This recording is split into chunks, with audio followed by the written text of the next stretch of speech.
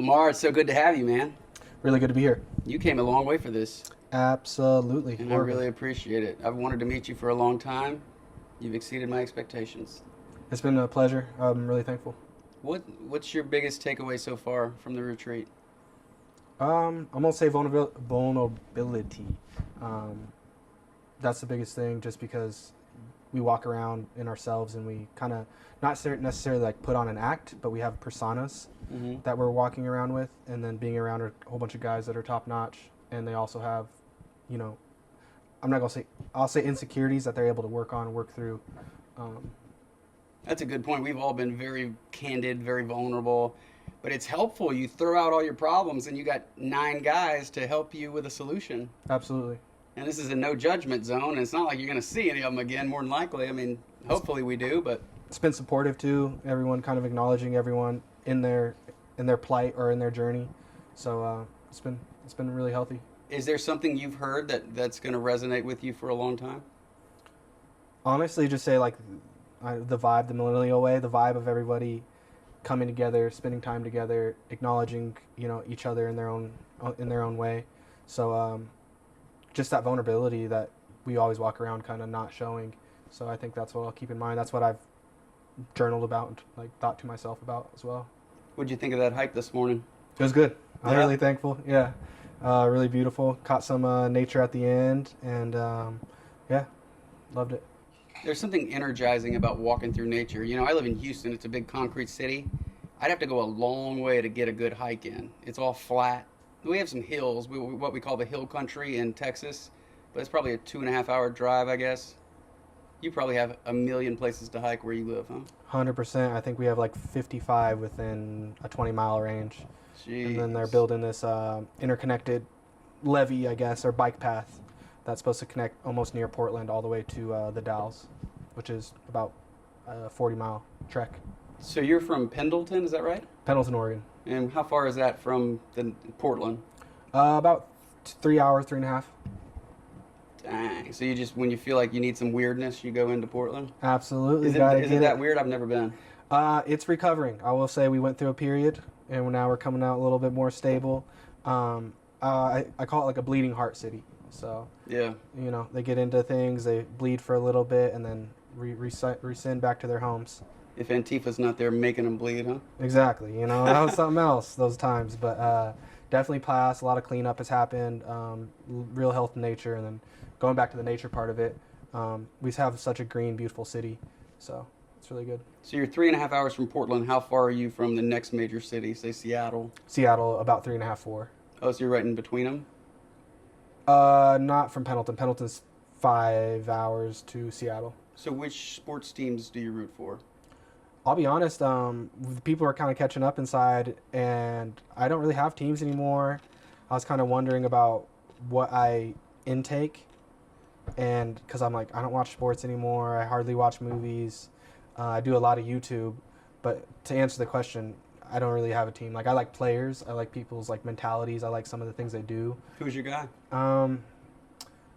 Right? Well, he kind of just went past, but what's his name right now? He's a soccer.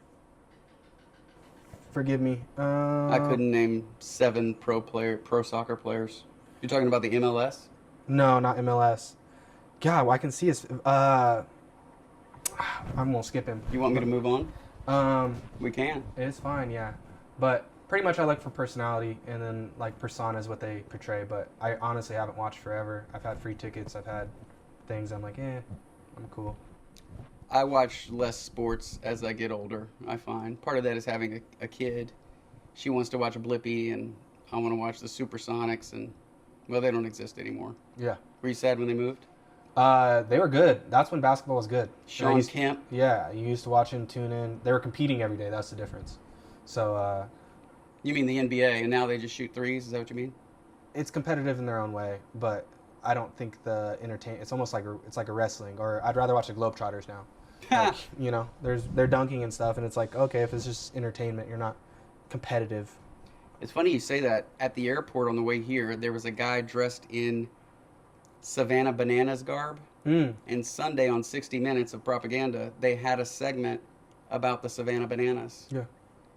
And they're like the equivalent for the Globetrotters, but in baseball, and I had never heard of them. But it looks like a lively scene. Yeah, definitely entertainment-based sports and kind of combining that, but they're I look at them from a marketing aspect and they're killing it from that point. So, I would say you have the most interesting background of anybody here. Tell me a little bit about where you're from, where you live, and what that's like. And I'd really like to get your perspective on maybe how that's evolved over time. So, definitely born and raised at the Umatilla Indian Reservation. how do you say it? Umatilla Indian Reservation, northeast Oregon, from like the Blues to the basin of the hills to the river is basically what that is. The background to that is we're a reservation, which is intacted through treaty rights. And when you have a treaty rights, technically we're supposed to be a sovereign nation, but we don't enact any of those things. We pretty much follow the Constitution of America. And then from there, kind of transitioning into modern economy, we're just now starting to enact like some of our sovereignty. But it's been 150 years of not really much things. We're pretty much just trying to withhold the culture that we have, the culture that we have, the rights that we have, and now we're starting to like leak into other aspects of life and modern economy. So, do its origins go back 150 years? Why'd you use that time frame? The treaty's 150 years old, but the origins, we've been in the region for 10,000 years plus. It was probably in like 2010, I want to say.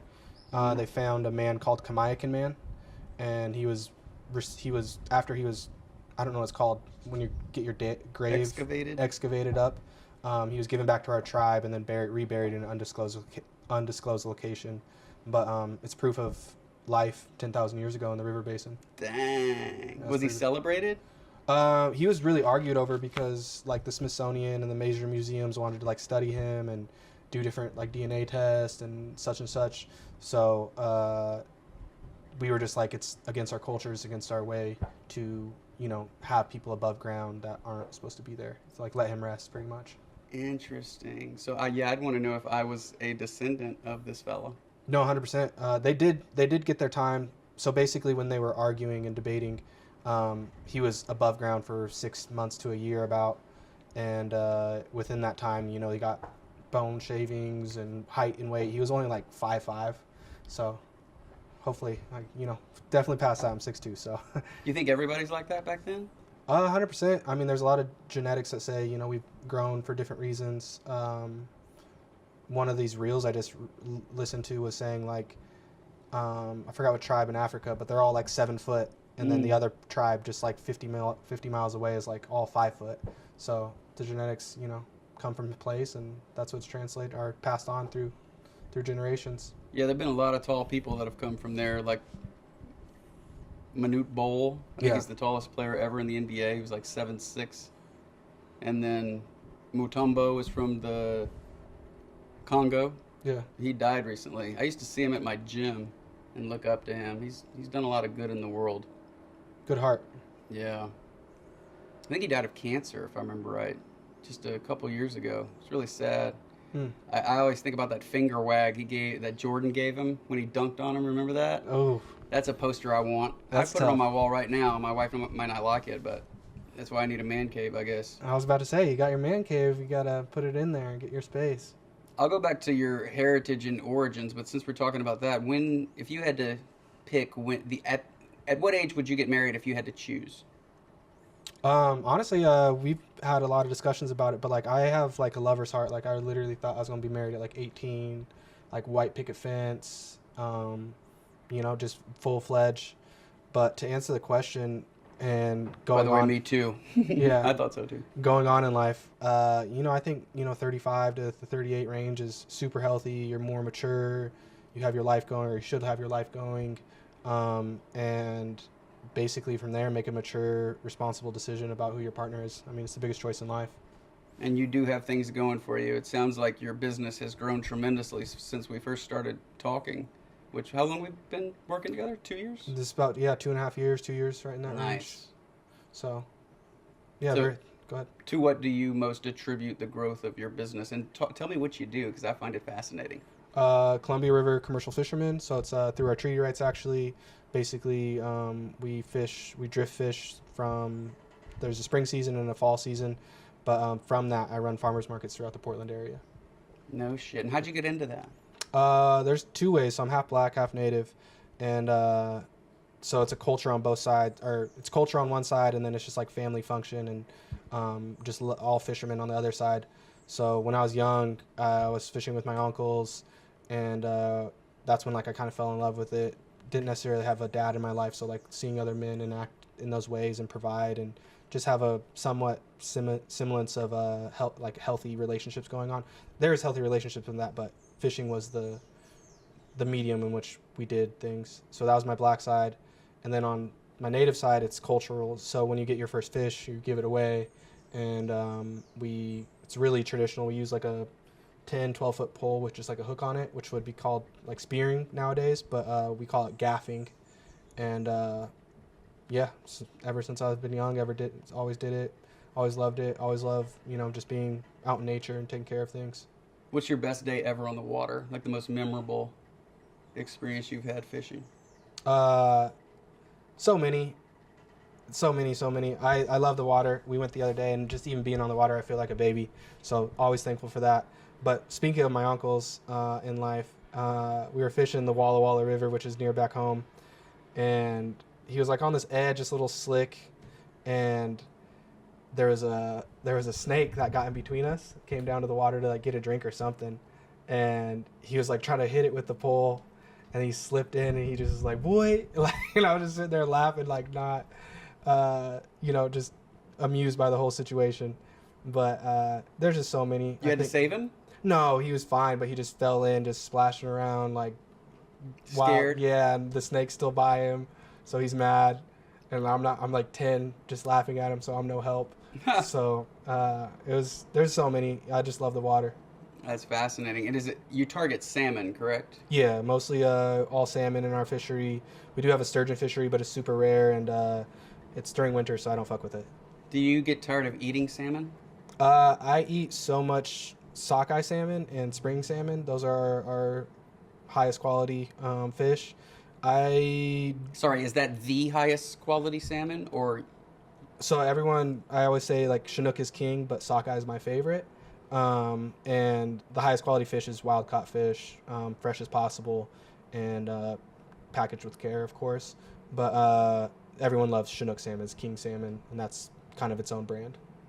When I'm shopping at Costco, isn't there an organic salmon choice? I want to say no. No, organic would be wild. Wild caught, and then Sockeye probably. Okay. So yeah, most of the sockeye is pretty much the only run in the world that can be, or at least in the Americas, that can be commercialized to get all across America in Costco's. And then there's obviously, of course, farm fish, which sustain the demand throughout, but wild caught, fresh as possible fish. Could you ever get into Costco? Is that? No, we're a mid-major. I like to think of your mid-major college near you. I think about Gonzaga. So we can't serve everyone, but we can serve the right people that want to be around us. Interesting. All right, going back to your heritage. So you're half black, half native. Which side is native? The Umatilla tribe. Oh, I'm sorry, which side of your family? My mom's side, excuse me. Your mom's native. Yeah. Are there disadvantages to that? Being half? In some aspects, so we mentioned dating a little bit. This is just a personal thing, but you get privileges and privileges and benefits from being native. Like we get healthcare, we get college education. There's dividends paid out. Then there's like my industry that I'm in. It comes through my tribal rights, even though I can do it commercially through Oregon. It'd just be a lot harder. Anyhow, so like there's kind of like a selection process. Like the more native you are, the more in people's minds, the more benefits you'll get. They're all the same, but just saying like if you have kids, they'll also get it. So, but they don't if you're half. My kids, unfortunately, if I have kids with outside of the tribe, my kids will be like 1% under. So they'll be 24%, and within that 24%, they're not enrolled. Whoa. So are you targeting? Native women. Yeah, I've been blessed in some ways, and I've had other experiences as well, but I won't choose my love on that anymore. I made that mistake in the past, and it was just dumb. I won't say I regret it. I'm thankful for the lesson, but it's so dumb. Like, I can make my own... Money? Make my own money to take care of everything anyway, so I don't need to be like, oh, I need all these benefits. But it is part of, like, my soul, my heritage, my culture, my identity too. So, like, not having those things, it's a personal choice. And then, but I'm not gonna stake my love on it anymore. How much we talking? Is it enough to live on? No, but like there's just the subsidies you get, like tribal housing, the healthcare, all those kind of things. It's a self-reinforcing system. Oh, so it's not a monetary benefit? You do get money. You do get money, but like not.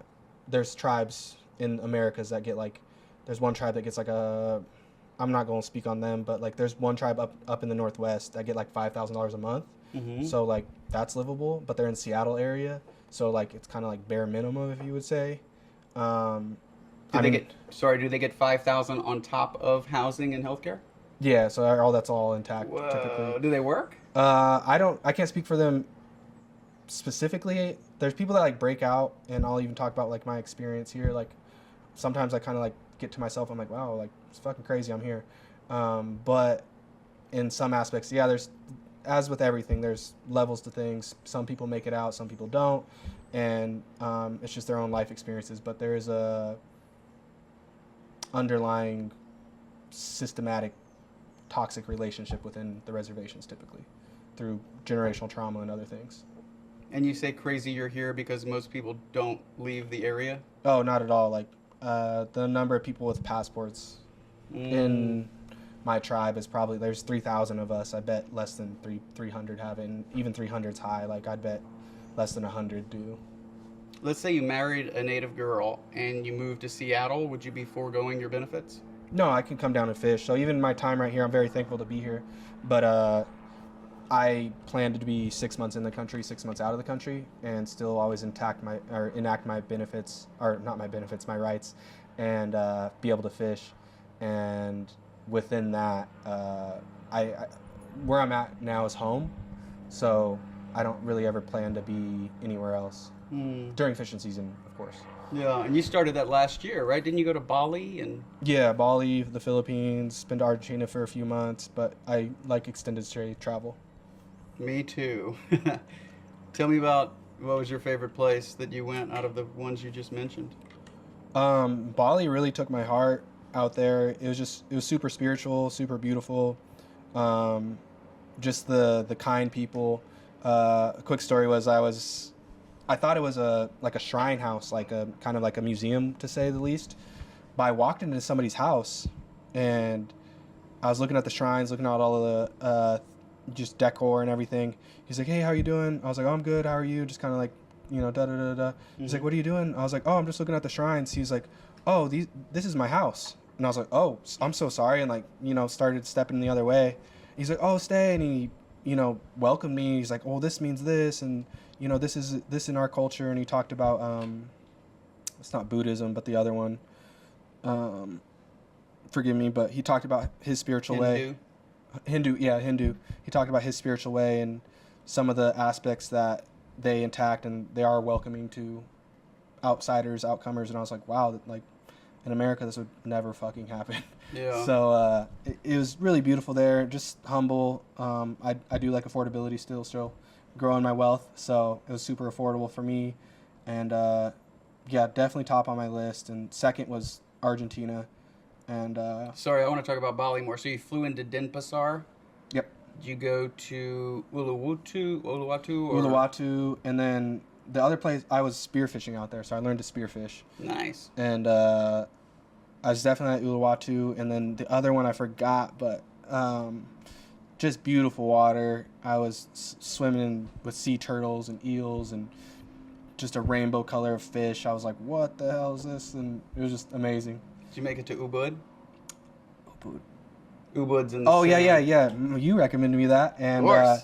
The first day, I thought you were crazy. I was like, man, there's just a whole bunch of tourists here. Like, what the hell's going on? And then I hung out there another time, and then like the setting set in, and like they're really into yoga out there and the spirituality part of it. So the second time I went out, I was like, oh, like now I see what he means, and it was just it was like just kind of serene. Serene is the word I was thinking. You think I'd be all right taking my daughter there, who's 4? Oh, absolutely. 100% safety, like just that story about the guy allowing me into his house. I never felt anywhere out of place. And sometimes being half black or, tall or whatever, people look at you weird. Mm-hmm. They don't care there at all. Like, it's probably just because you're ugly. It's not a race thing. Maybe. But Argentina, they act like they never seen nobody before. So, but anyhow, no, it's probably the safest place I've ever felt outside the country. Like everywhere else, I've been to a lot of safe places, but like I felt kind of homely there.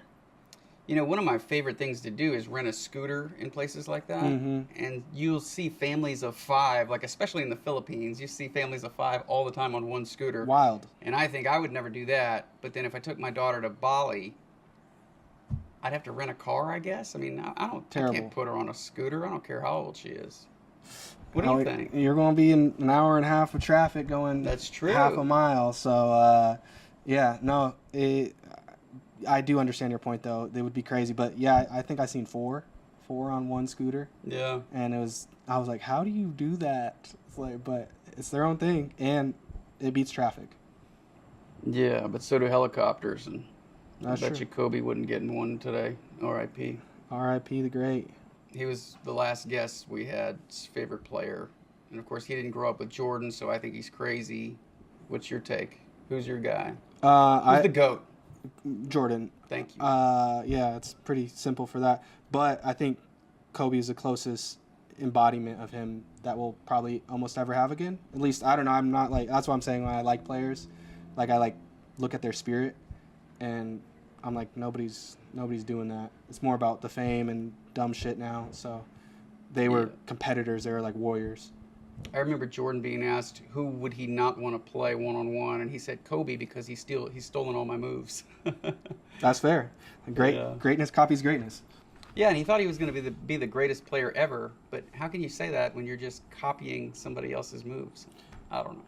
It's that flattery is the best form of, or imitation is the best form of flattery.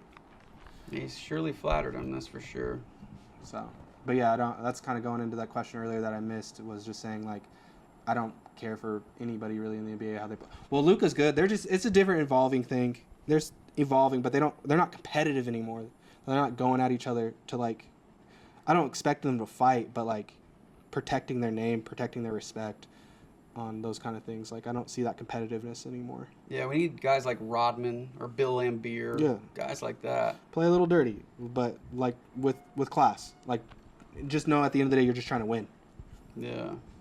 All right, going back to your native heritage, are you knowledgeable about all of the origins and like the Europeans coming over? And we're definitely familiar. Kind of intertwines in our story. Like, so most of U.S. history, you're kind of just painted over, but on the backside of that story, there's always somebody else's story. So ours is through a colonization sphere, then through Oregon Territory, there's the reservations and making of reservations, and so yeah, it's all intertwined. So how does that happen? Like, how did it go down?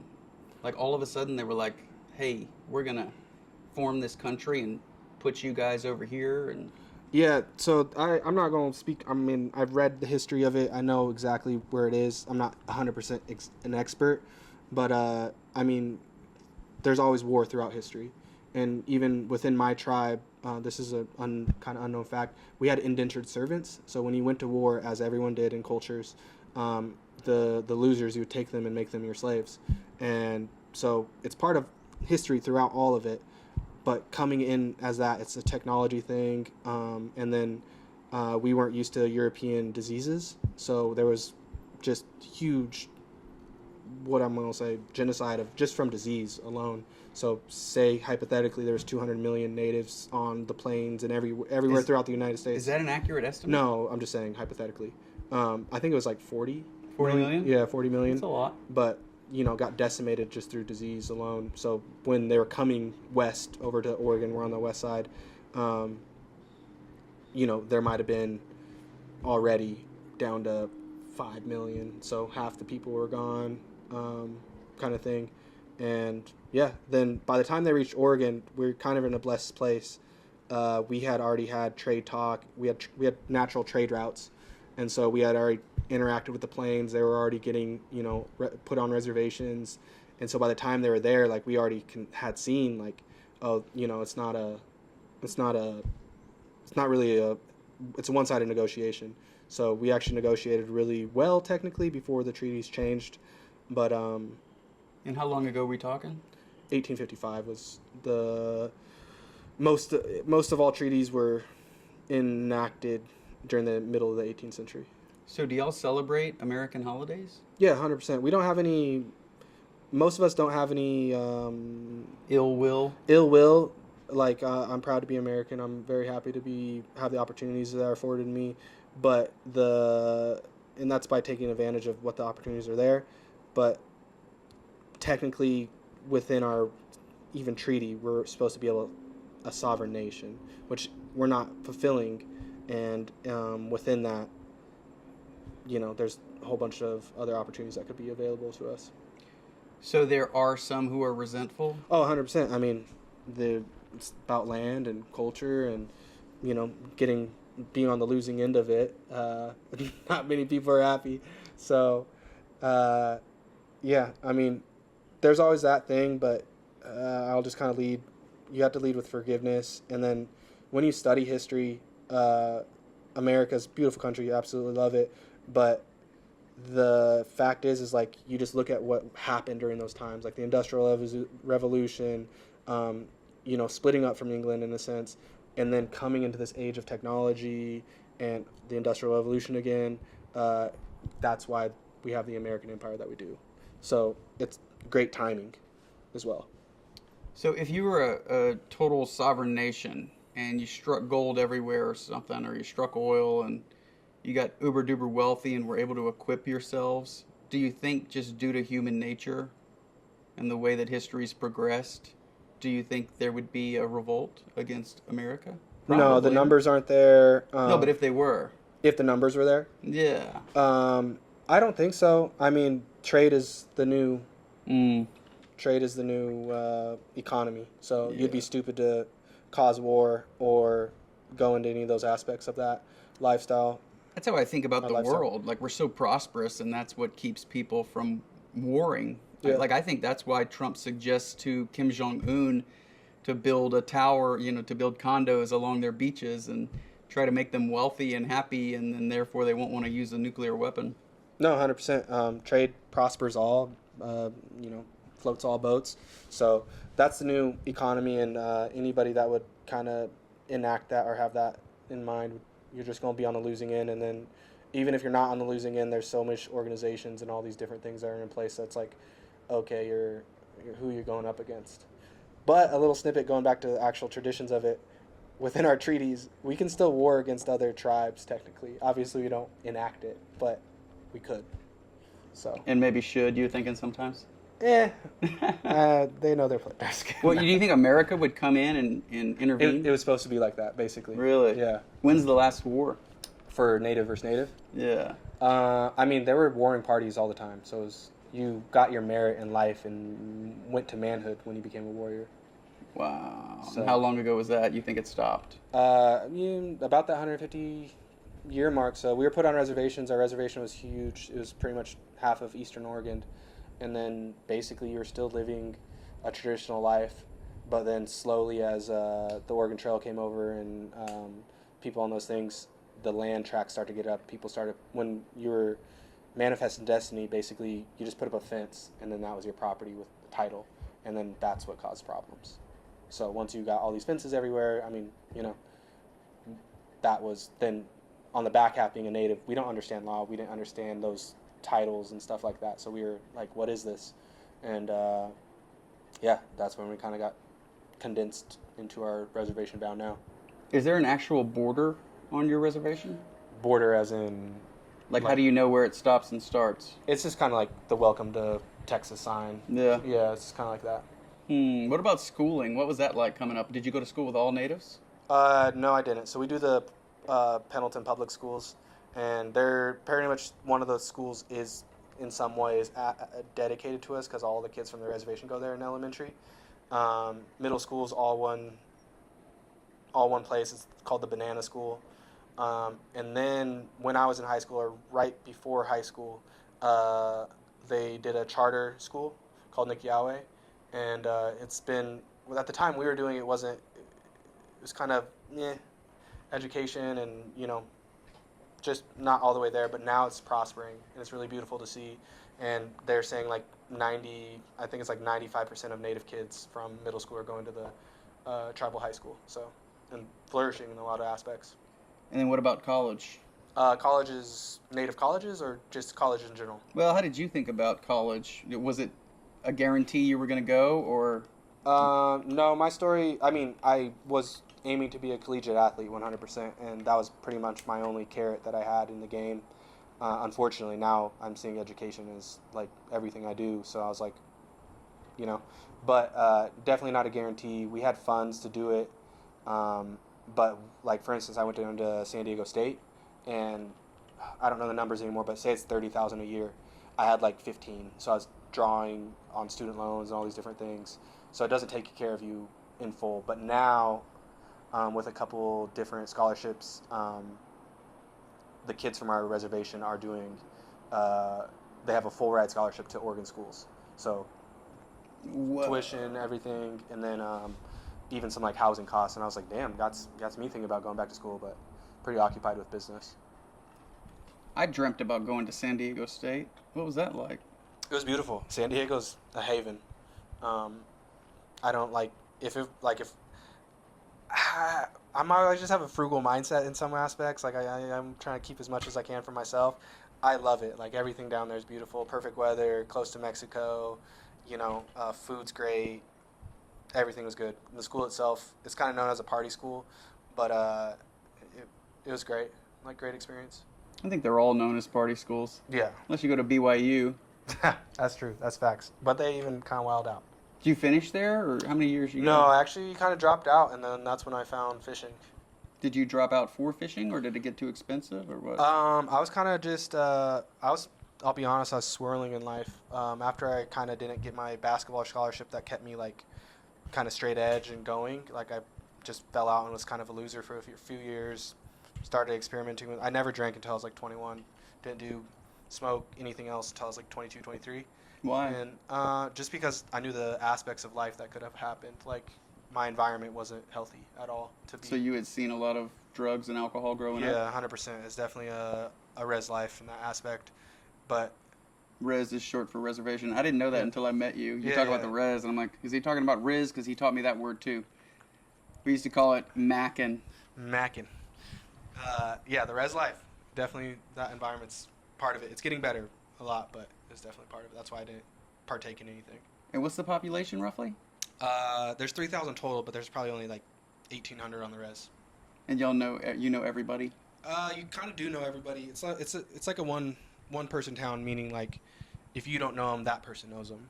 So like you connected us all here. You're that one person in between me and all these other people here today. So, but the res specifically, yeah, you definitely know everybody's faces. So you're spending I asked them not to do that. So you're spending a week here, right? Mm-hmm. Are you you spent some time in San Jose? Just 2 days. Yeah, just 2 days. Was that all right? Because I've never really spent a lot of time in San Jose. I use it as the airport. That's what you should use it for. Really? Yeah, there's not too much things there, in my opinion. Yeah, I'd rather get out here to nature. You guys have a casino on the res? Wild Horse Casino. Yeah? Yeah, good things. How do natives always get casinos? It was part of we had traditional gambling games. So if you ever did any U.S. history, but specifically like Northwest histories, and then again one tier down, Lewis and Clark, they were just basically documenting all the different tribes' activities and what they did and cultural aspects. and then obviously trying to find the West Coast too. But when they came to us, they wrote actually very highly well, probably why we had such good treaty rights. But they're like, oh, these guys are different. I think there was only like 3 tribes that had like indentured servants. And they're like, oh, there we go. You're smart. You guys have indentured servants. So like it's a weird thing to think that way. But anyhow, the gambling games were there as well. So we have, what is it right now? Forgive me. Anyways, there was these gambling games. You'd put up something of yours, put up a medallion, put up earrings, put up a possession, and that was the pot. And then you play from there. So yeah. When did building casinos start? The casinos expansion, there actually was born. It was in 1994. The only reason I know that, I'm a young millennial, but I'm older than the internet, and then basically also 1 year older than the casino. Oh, you were born in 93? Yeah. So was my wife. Yeah. Beautiful. Really? Yeah, I didn't tell you that? No, I thought she might like a couple years older. Great year. Amazing year. Yeah, I'm thankful for it. Absolutely. That year. That's really cool. I have no native friends besides you, so I'm really curious about all that. And our calls typically don't revolve around your background, although I do know some personal details, and I'm curious. I don't remember exactly what you told me about your dad, and you don't have to talk about it if you don't want to, but I find it pretty fascinating that you grew up without a dad, yet you appear to be very well adjusted and you're thriving in your business. So what impact did that have on you? Definitely. I think it's an environmental thing, and being around people that you see. I might seem a little quiet, but I've been like observational, because that's why I had to be when I was young without having a father figure directly teaching me. So I said it in a bar one time. Basically, it takes a tribe to raise a man, and I have become a man, and now I'm like, but from those aspects of actually learning, like, I'll talk about hunting. So when I was going hunting, I didn't have a dad to teach me or anything. So I went with my cousin and his stepdad actually, and that was like a one-time thing. So like, he took it not necessarily for granted, but he had the opportunity to go all the time. I was like, oh, this is like my one time.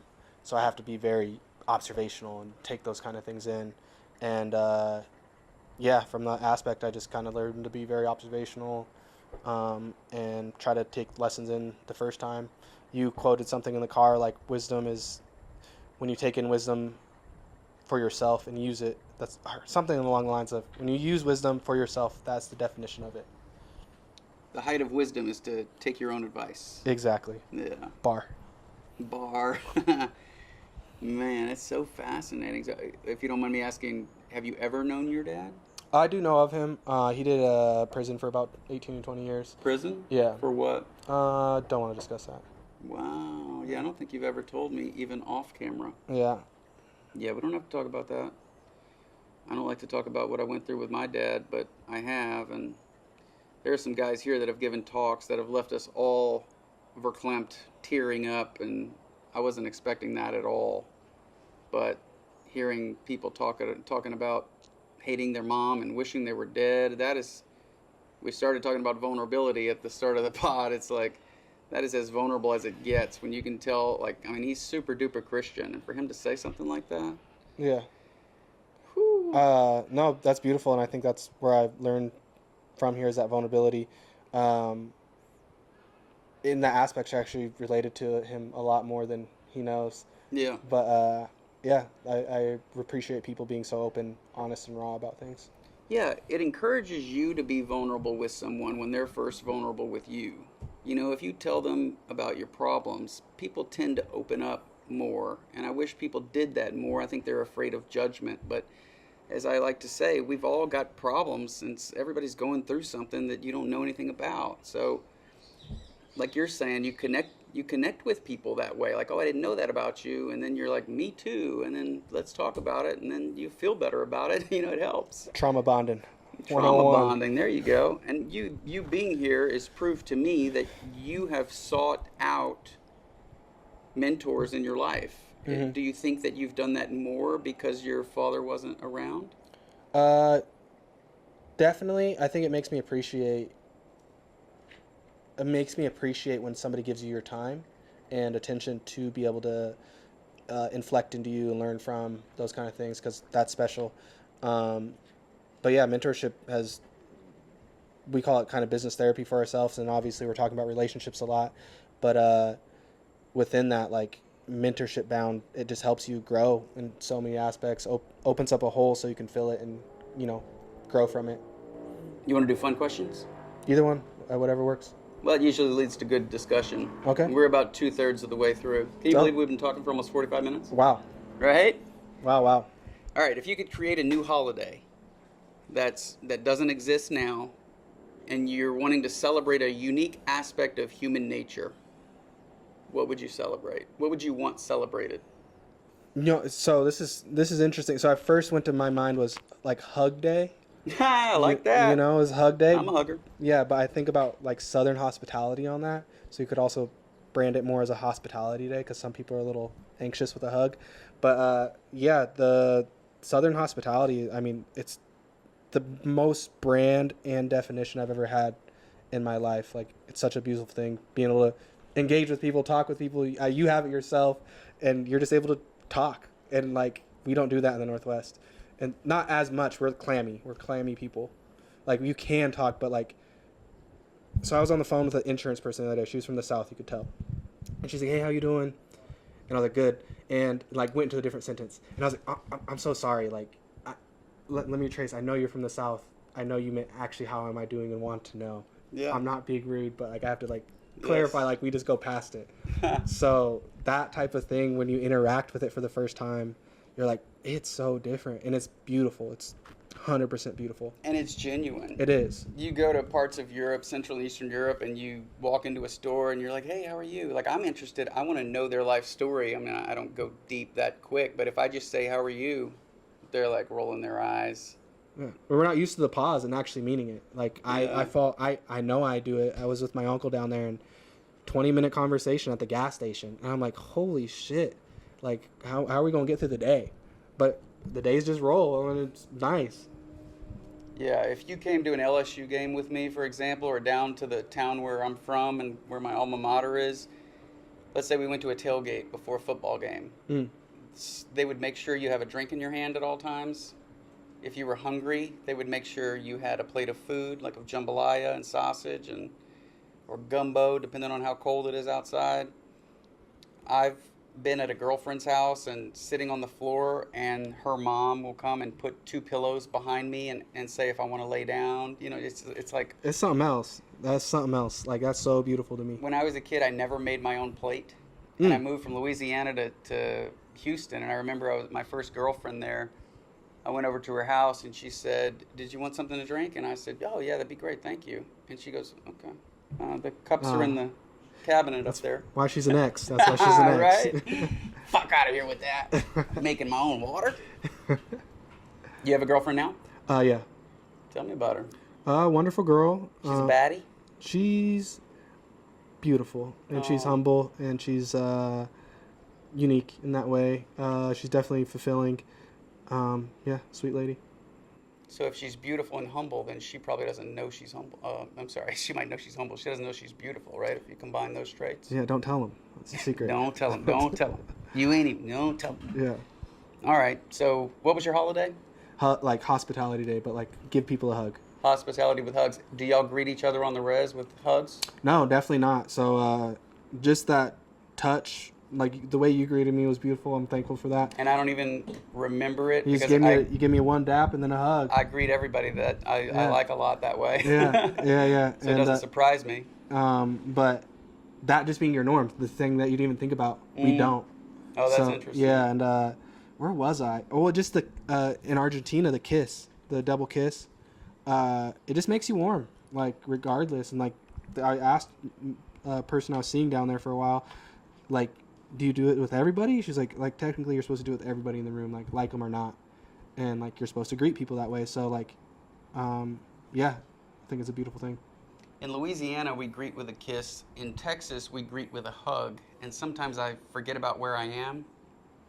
And one time, this wasn't that long ago, I was talking to someone that I enjoyed talking to, and when I said bye, I went to give her a kiss, and she grabbed my face as though I was about to make out with her and pulled my face away and looked at it, like considering if, despite the fact that I'm in a happy marriage, maybe I wanted to make out with her. And I was like, I was just trying to say bye, like the French do. Like we do that in Louisiana. And she was like, she felt real stupid, and I avoid talking to her now.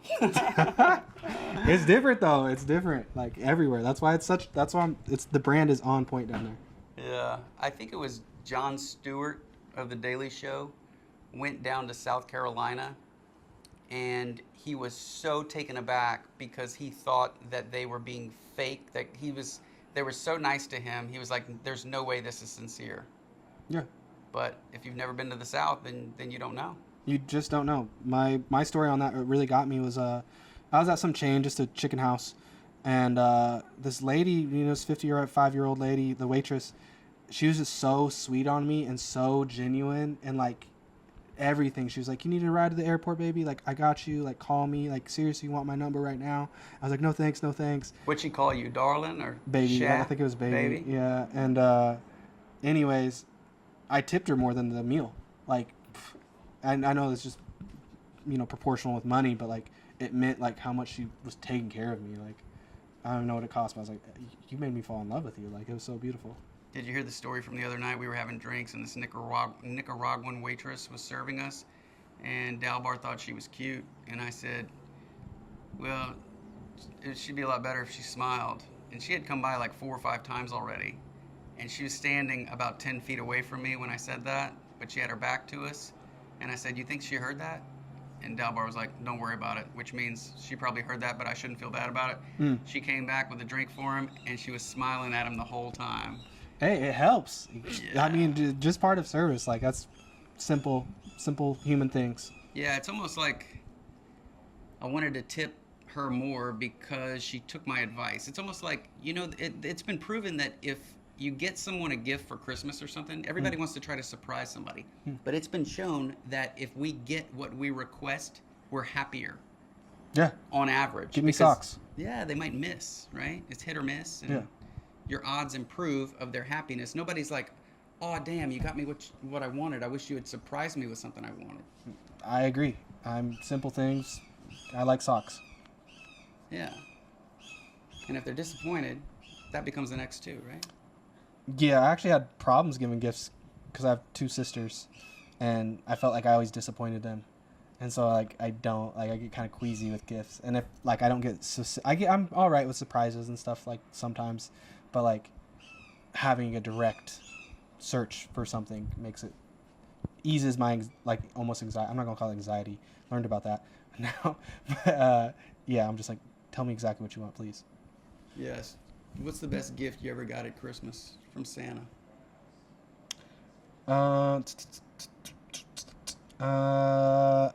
That's so funny because it's kind of the things that like you let get away you remember more than the best gifts.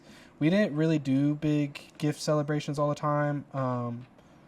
The childhood went pretty fast for me, but I do remember asking for this RC RV car thing, like a monster truck.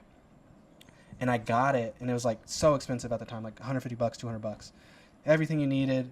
And then it needed a special battery pack, and we never got the special battery pack, so I never used it. So it was like special, like I got what I wanted. I knew it was like an expense, and I never played with it once because that battery pack thing. So I remember that one, and I know that was special, like the sentiment, especially when money's tight back then. So. But y'all did Santa? I mean, when you're young, yeah, but like it got cut out. Like I had 2 older sisters, so they were like, they blew it for you. Yeah, very early. All right, back to fun questions. If you could switch lives with anybody for one day, let's call it on Monday, just to experience what their life is like, who would it be? And would you have sex with your wife that night? Pooh. Well, I'm not married yet, so just kidding. But I was just saying this. We were talking about music and people streaming down there. There's been a lot of music talk here, and they're like, "Oh, Bad Bunny's like the biggest in the world, and these people are the biggest in the world." I was like, "Yeah, that's cool, but like, if I could be any star in the world, I'd be a country music star." So You're the second person to say, like, the lead singer of a band, because of the euphoric high you'd get from having the crowd sing your song. that too, but you're just famous forever. So my answer to that would be like George Strait or somebody like just simple classic. He's gonna be 80, 90 years old, selling out concerts, and like he hasn't written a song in 40 years. Like rap happens fast, everything else happens pretty. You have like a big wane and down, but like country music, you're famous forever. It's funny you say he hasn't written a song in 40 years. So he was my favorite in high school, my favorite country singer. And I learned one time that he doesn't write a lot of his songs. Yeah. And I was, he went from like an A to an A minus, or an A plus to an A minus for me. No, same thing. I don't like. It's not authentic. And there's an artist I won't name, but they were saying this, and I could just tell it wasn't her. And then it wasn't like authentic. Like it was supposed to be like R&B, kind of a love song. And I was like, she's not. She's seeing the hole, but she's not going in the hole. Like you can tell, like she's never done it. So I thought you were talking about Taylor Swift, but she doesn't do R&B. yeah, I think she's pretty good at writing her own stuff. Like at least most of it. I don't know. But Are you Swifty? no, A little bit Swifty? no. Please don't. Please. So don't. who are you switching lives with? George Strait. George Strait. That's interesting because most guys want the groupies, and I'm sure he has them, Oh. but they're probably not. He's probably not allowing them backstage on the tour bus. And Oh, you do it and you have to do it respectfully. So you just kind of like, you know. Is there a book that's most impacted your life? Love books. Definitely. What'd you say? You're a bibliophile. Bibliophile. That's a new one for me. But the one that really got me in any situation like this or living a better life for myself was the first one. Well, the very first one was The Greatest Salesman in the World. OG. Yeah, Ogmandino. Yeah, OG. I call him OG. Big fan. But the one that really got me going was The Richest Man in Babylon, and that just kind of gave me the blueprint of finance. And once I actually started listening to my own wisdom or listening to the advice I've took, just started to tick up in life little by little. Had you read that before we met or no? Yeah, 100%. Been pretty vivacious with reading for the last 8 years. I'm a book slut for sure. What's the most awesome thing somebody's ever done for you? I mean, they go all over the place, but I mean, the gift of life. That's pretty cool. That's a good answer. So shout out moms. But like, in memory and whatnot,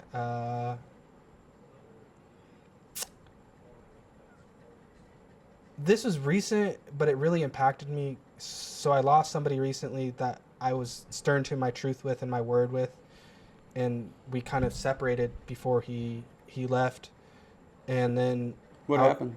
Unfortunately, he committed suicide. But Was that your best friend? yeah, How long ago was that? it was about a month and a half ago, 2 months. But in that fact, I was very truthful with my words, and like I told him what I said, and I meant what I said, and then I was like, man, like, that's what it is. And if unfortunately he went a different path, but we were separating near the end, and I was like, God, I was too hard on him, or I was stupid for holding to my truth and not reaching out and doing these things and whatnot. And then so then my sister, who is also a very difficult person, love her so much, but she's just very head first into everything. A lot of big energy in her, and she loves really hard, but it's so hard that it like burns, it hurts, like she hurts you at the same time. And I did the same thing with her, and I did the same, like I just put my standard in as like, it's like this or you're going to be out of my life.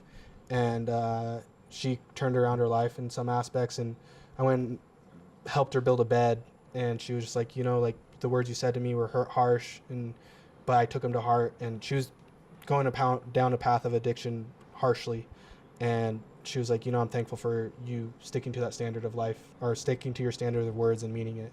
So yeah. Did she overcome her addiction? With the she's crazily amazing with that stuff. I don't know how she does it, but she still drinks, unfortunately, in that stuff, but she's done hard drugs a lot, and she just has a bounce back in her that's amazing. I don't know what the fuck it is. So as far as I know, those ones. If you could take any activity and make it an international thing, but like an Olympic event, but it's something that you'd be competitive in, what would that be?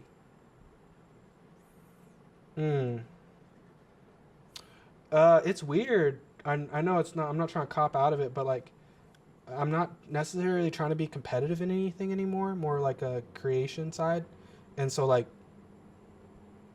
I'm not. I know that's kind of a cop out because I used to thrive and love competition so much. Like I highly competitive, but like I just don't see it as that anymore. So, I mean, I don't really have exact answer. I seen paddleboard with a paddle, not paddleball. What am I talking about? Pickleball. I always call it paddleball. I seen that for the first time, which you talked about and introduced me to in some aspects.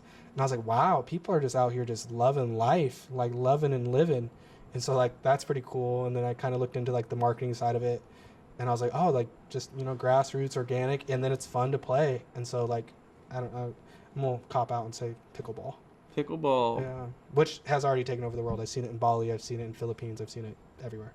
What's the most valuable piece of advice you've ever received? It's really simple. It kind of goes into the places we touched earlier about growing up in a single parent home. It's just one of those things that's kind of like auditory to me. We had some like elders come into our classroom, and so that's like kind of like a difficult part of my life when I was young. Like just chaos was around me, and I just always remember people saying like listen, and like make sure you're listening, and it's just these stern old women saying that to you all the time. And like again, I'm so thankful to be here. I'm so thankful to know you. I'm thankful for your mentorship as well. But even me like getting around in a space like this or doing things like this, like it's pretty fucking amazing. And that's because I'm like listen more than I've talked, or listened more than I trying to take that and go with it. I've noticed you and Dane talk very little. It seems to me like the older folks are talking more. You notice that? Yeah. Yeah. Dalbar and I probably talk the most. Yeah, but we love it. Like, like honestly, it's like kind of, big dog, and it's like, go do it. Like, but we love the stories. You're full of them, and you have a, great light and great energy with them. So it's like off of 3 hours of sleep. And so it's like, damn. Yes, we are not sleeping well here. I don't know what it is. I mean, we're not partying. I don't get it. We have not. I think we're just energized and fired up. I mean, I've got a neck problem, but I also feel energy. In fact, we were journaling this morning, writing 3 different things we're grateful for, and I shared with you guys only one entry from that, and I said that I was grateful for having energy despite not sleeping much. I think I've averaged 3.5 hours a night while we're here. No, the way you're leading things through and taking things out, telling them much stories as you are, like having 3 hours of sleeps, like, and podcasting. No, that's something different right there. So yeah, I think that's holding to who you are. Well, thanks, man. Yeah. And I appreciate what you said about my mentorship. That means a lot. Yeah, no, I mean it. Current events or world, not political, but I'm curious what you think maybe is the biggest geopolitical risk or our biggest existential threat. I'm not going to go to the one we talk about all the time. We'll take it. I don't know what that is. Remind me. What is it? Oh, the cancer that is feminism. Yeah. Yeah, that's Okay. probably our biggest threat. No, I really think that's different. I think young men are struggling, and just the balance of life is different. I didn't say the word. Just kidding. No, I'm kidding. But no, I think that's pretty crazy existential threat. And it's just honestly the times we're in, and having and fostering healthy, good relationships is more difficult to do. And I talk about this crazy talk sometimes, but I'm like, what's the point? Like, I'm not gay, so like I'm not gonna go get all these assets and live life for somebody else. The only reason I'm doing all this is to have a good woman, like to raise a good family. So if other than that, like what's the point of working so hard? Okay, so your answer is if you were gay, you wouldn't be as motivated? Fuck no. What the fuck? No. What did you do? We had a weird conversation at the table. Like, you just fucking fuck around all day. So the biggest existential risk to the world might be... I think it's the balance between men and women. Well, it might be gay.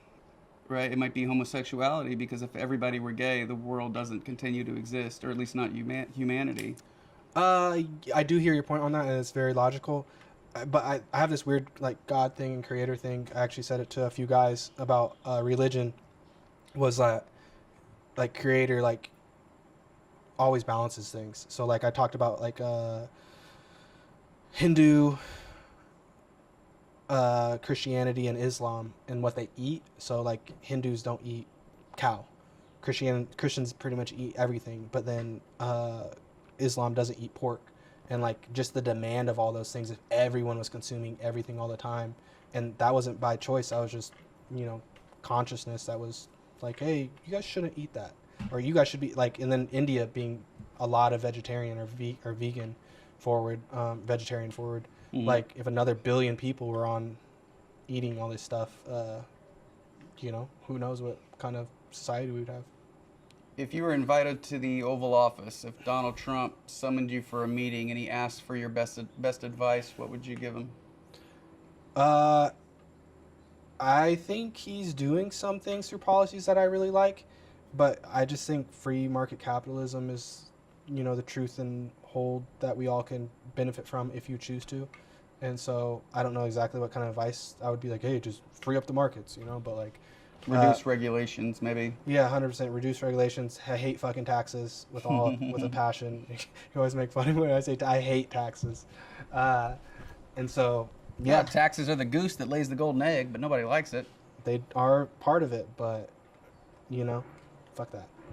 Yeah. All right. If Diddy is guilty of everything he's being accused of, what should his punishment be? I'm so out of tune with a lot of. I mean, I know what's going on, but like, I literally like when people talk about it, like, shut up. Like, I don't care. This man's life is his own life. He makes those choices. Um, Power corrupts people, but to be honest, like I went back to like kind of Roman times, and I read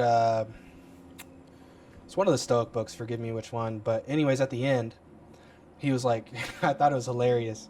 He was like, "What's wrong with being with your stable boy?" Like bringing your stable boy to your room, something like that, along those lines. And I was like, what the fuck? Like I read all this like Stoic philosophy, and like he wants to capitalize with this at the end. So what I'm trying to say from that is like humans are sexual beings throughout history. That we've had orgies, we have all this kind of things throughout time. I think they're just trying to, in some aspects, label somebody. But if he did it coercively and through rape, I don't even know all this. I literally don't know. I don't pay attention to that shit.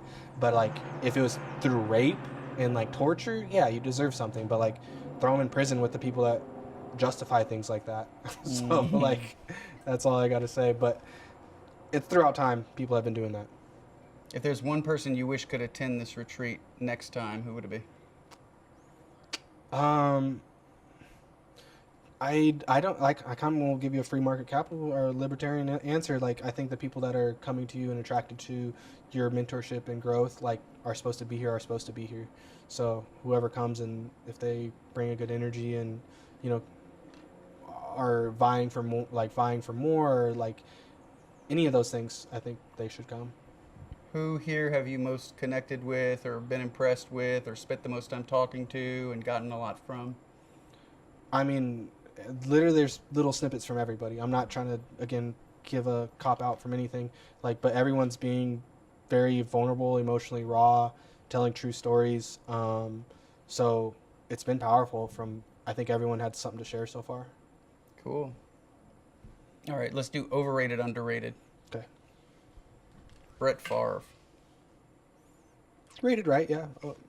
No, well, I think he's rated right. Like he's good. Anthony Edwards. To be determined. Luca. I think he's the best in the league right now. Kyrie Irving. I think his personality, and I know it's so overrated, underrated, but like it's not about those things. So like I think he's gonna go underrated, but his personality doesn't allow him to be who he should be. If we were playing Final Jeopardy and you got to choose the category, what would it be? Columbia River Fisheries. Columbia River Fisheries? Yeah, pretty specialized in that. So you probably caught salmon more than any other fish. What would be the second most fish you've caught? Probably crappie for sure. Crappie? Yeah. And you guys went out yesterday here in Costa Rica and didn't catch a fish. How often does that happen? I mean that's fishing, but sometimes you don't go fishing to do that. You just go fishing to spend time in nature. Word. Yeah. But last time you were here, you caught a. What'd you catch? I caught 6 sailfish. So, and ironically, it was the same captain. So For the show notes, I'll probably use the picture of you with the fish because that's a badass photo. send that back to me. I don't have it anymore. What No, happened? I dropped my phone. You need a new phone? Yeah, It and I wouldn't didn't have transfer? get the 99-cent Apple thing. Case? No, the iCloud. I didn't do it because I was like, I have whatever 250 whatever bytes. I was like, I don't need that shit. And then they don't save it to the cloud unless you pay for it. You lost all your nudes? Woof. Oh, man. Motivation to get some mo. Yeah, seriously. We're going to go on a hike today at 4:30 to catch the sunset. It's called the Mirador hike. And at the top, somebody has sprayed graffiti, and it says, send nudes. So you can take a picture of that with a beautiful background and make requests when you leave here. Send it to some Latinas for sure. How do you want to close this thing? Just in gratitude. You're the man. Appreciate you coming. It's been great to meet you. Thank you. Thank you for doing this. Absolutely. Been great. How can people find you if they wanted to connect? I only have a Businessgram. Haven't been on social media for 7-8 years. I think I'm going to continue that. So the Businessgram will be Turdish Fish Co. on Insta, and we're going to get on pretty much Insta. But right now it's Tutuilla Fish, which is Tutuilla Fish. Order some fish online for fresh fish boxes. Thanks, dude. ManOverseas.com, man_overseas on some of the socials. We're probably going to put this on YouTube now that it's videoed. So, the cameraman's shaking his head. Oh, yeah, baby, yeah, we're going to do that. So, appreciate you tuning in. If you enjoyed this episode, copy the link, send it to a friend of yours, and we'll catch you next time. Thank you, folks.